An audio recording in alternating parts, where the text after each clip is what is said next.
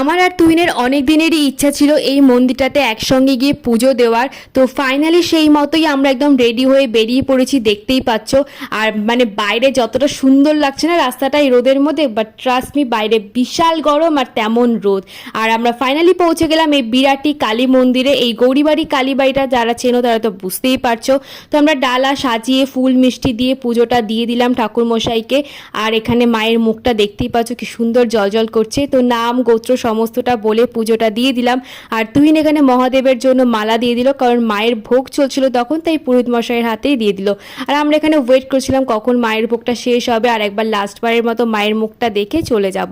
তো আমরা তো খুব সুন্দরভাবেই পুজো দিলাম। মানে এখান ওখান তো অনেক জায়গাতেই ঘোরা যায়, বাট ট্রাস্ট মি এরকম একটা মন্দির ডেটে যেতে না ভীষণ ভালো লাগবে। আর আমাদের ভীষণ শান্তি লেগেছে এই দিনটা এইভাবে কাটিয়ে। তো তোমরা জানিও তোমাদের কেমন লাগলো, ভালো প্লিজ একটা লাইক করে দিও। চলো টাটা।